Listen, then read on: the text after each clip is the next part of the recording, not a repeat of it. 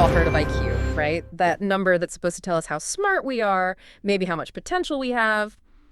But what if that number is just, the tip of a much, much larger and more vibrant iceberg, hiding this whole ocean of different capabilities? Today, we're taking a deep dive into a really fascinating perspective from RuiEnglish. It challenges our traditional understanding of intelligence.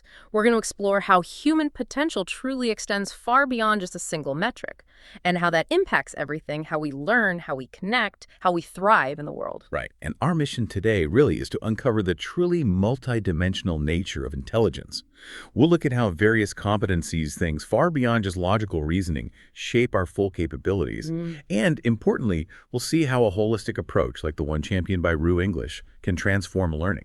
It becomes this profound journey, not just about acquiring knowledge, but also about fostering personal growth and cultivating what we might call global citizenship. Global citizenship. What exactly does that mean in this context? Well, it's about developing individuals who don't just master a language, like English. They also gain the cultural understanding, the empathy, and the critical thinking skills they need to genuinely connect with diverse communities and, to contribute positively in our very interconnected world. Okay, got it.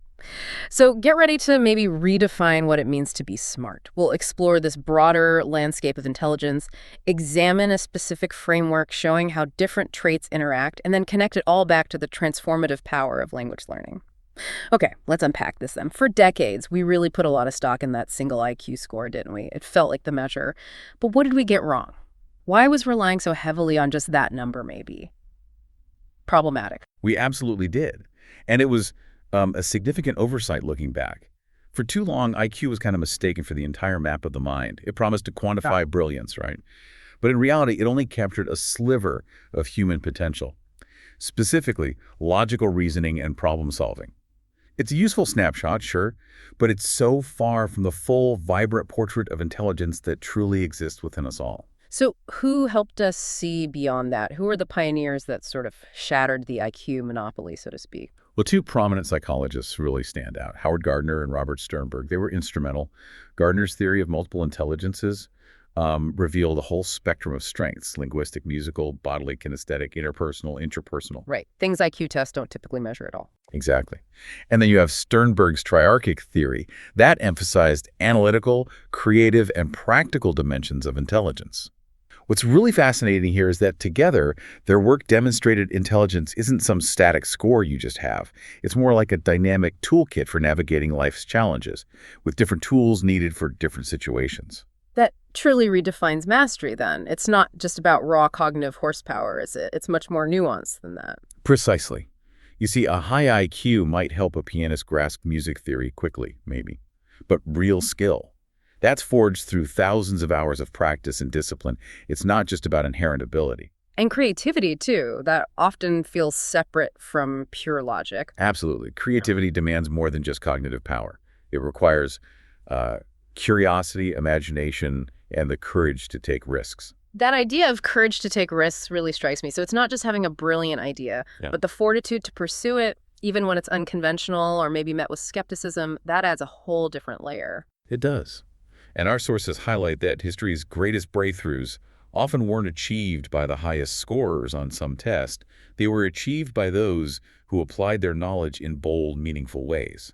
It shows that perseverance and vision are just as critical, maybe more so, than raw intellect. Okay, so this brings us to the RuiEnglish framework. You mentioned it provides a kind of visual representation. Could you walk us through some key examples from it? Show how competencies like skills, creativity, autonomy, socialization, and wisdom sort of map across different intelligence levels. Absolutely. And this framework is a brilliant illustration. But it's really crucial to remember the framework's own note here. It says, it is scientifically impossible to assign precise percentages to how these competencies relate to IQ. Okay, so it's not a formula. No, exactly. Intelligence is just too multidimensional. It's shaped by education, personality, culture, not just raw cognitive ability. This framework is illustrative. It synthesizes patterns seen in psychological research, doesn't give exact measures. It's about seeing the general trends, the bigger picture. Got it. So thinking illustratively then, how do skills progress across the levels in this framework? Well, the framework shows a pretty clear progression for skills. At the lower IQ levels, it describes limited complex skills, needing constant support. Then, as you move up, it progresses towards, at the very superior levels, an unusual ease in mastering intellectual skills. You see a clear path of development. That makes sense. What about creativity? That's one we often see as separate from IQ. How does that look? Yeah, creativity is a fascinating one here. It's generally described as low at the lowest levels, but it can still appear in unconventional forms, which is interesting.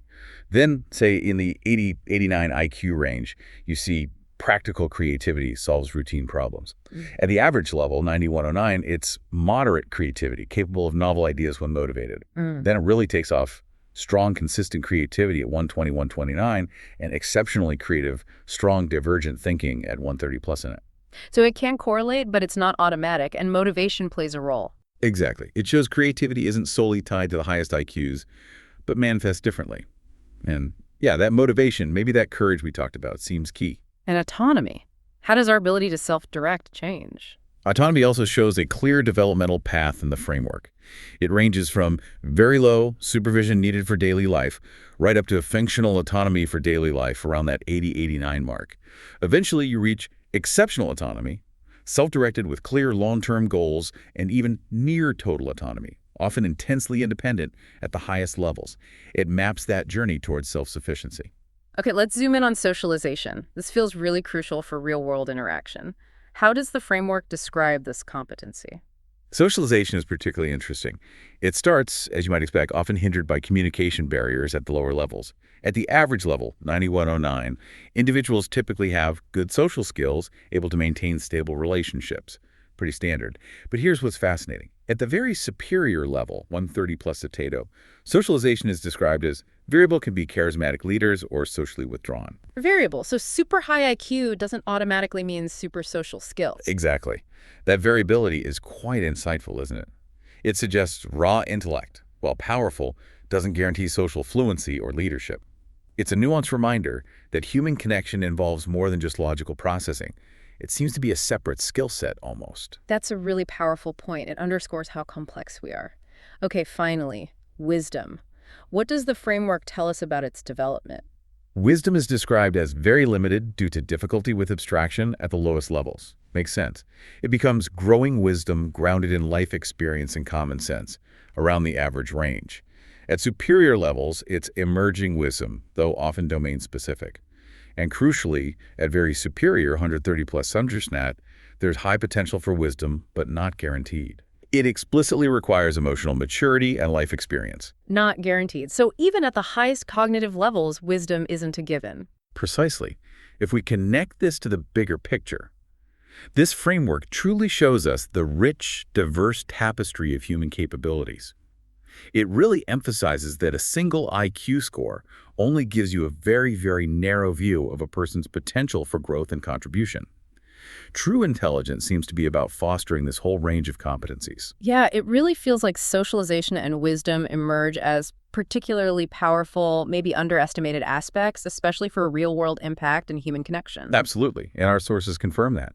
Intelligence finds its fullest expression, perhaps, in how we relate to others. Social intelligence, that's defined as the ability to empathize, collaborate, interpret social cues. It shapes our influence and connection in really profound ways. And when you pair that with other things, Well, when social intelligence is paired with resilience and autonomy, it builds confidence. It helps us roll with the punches, fostering that adaptability that's so critical for navigating our complex world. I mean, we all know people like that, right? Maybe brilliant academically but struggle socially, or vice versa, someone who might not ace tests but just connects with people. This framework helps explain that spectrum. it really does. And wisdom feels like the ultimate culmination then. Taking intelligence to its highest form by integrating knowledge with something deeper. Precisely. At its peak, intelligence matures into wisdom. It's described as the fusion of knowledge, ethical reflection, and compassion. A really powerful illustration is Nelson Mandela's legacy. His brilliance allowed him to grasp incredibly complex political situations, no doubt. But that brilliance was magnified profoundly by the wisdom that placed reconciliation above revenge. Wow. That really demonstrates how an impactful mind integrates deep knowledge with profound ethical understanding and that human connection piece. It's humbling, isn't it, to realize how many ways there are to be smart, and how much more we can appreciate in ourselves and others when we look beyond just one number. So what does this all mean for us, especially when it comes to learning and education? This holistic perspective feels incredibly important for how we teach. It is hugely important. Our sources state that nowhere is this holistic perspective more critical than in education, especially language learning. Hmm. The research suggests English language learners, for example, thrive not just on raw cognitive ability.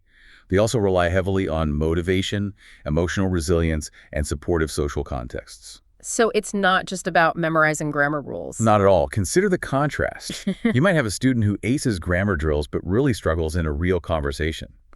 Meanwhile, a peer with perhaps stronger interpersonal intelligence adapts effortlessly, even if their grammar isn't perfect yet. It highlights that language acquisition is far more than just rote memorization or logical analysis.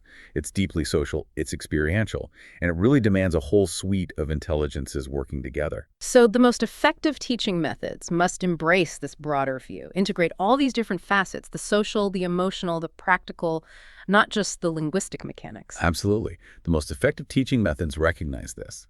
They integrate personal growth, cultural understanding, and expressive autonomy. It really is about developing the whole person. You see, learners with strong socializing skills and wisdom, they tend to engage more deeply with language, not just as a tool, but as a gateway to connection and understanding. How does socialization help specifically? Well, socialization accelerates language acquisition because it creates authentic, emotionally resonant interactions. You learn by doing, by connecting. And wisdom. That allows learners to navigate tricky cultural nuances and apply the language thoughtfully, effectively, ethically even. This sounds like the real core of the RuiEnglish method then, doesn't it? Going beyond just vocabulary and grammar to something much deeper, much more transformative. Yes, that's it entirely. By consciously aligning language learning with these crucial elements, creativity, autonomy, social skills, and wisdom, alongside the traditional cognitive skills, the RuiEnglish method transforms language from just a set of rules into a living system. It becomes a bridge, really, a bridge to global citizenship and a fuller expression of human intelligence. So it's not just teaching English. Right. It's cultivating global citizens, people who are well-rounded, empathetic, and equipped to thrive in our interconnected world. It truly emphasizes education as this pathway to personal growth and, you could say, moral development. It aims to make the learning experience profoundly transformative. Wow, we've certainly taken a deep dive today into the many faces of intelligence, moving far beyond that single number. We've seen how competencies like skills, creativity, autonomy, socialization, and yes, wisdom are all crucial to our overall capabilities. And we've explored how a holistic approach, like the RuiEnglish method, tries to harness these diverse intelligences for really profound learning experiences, especially in language. Yeah, and our journey today reinforces, I think, a vital message. True intelligence is about so much more than just what you know. It's profoundly about how you connect with others, how you adapt to new situations, and how you apply that knowledge with empathy, with insight. It's about fostering personal growth and really embracing your role as a global citizen in every interaction. So as you go about your day-to-day, maybe consider this. How are you leveraging your own diverse intelligences? Beyond just your raw cognitive skills, how are you using them to connect with the world around you, to understand the bigger picture? What little nuggets of knowledge or experience will you gather today that might contribute to your own growing wisdom and help you connect just that little bit more deeply with others?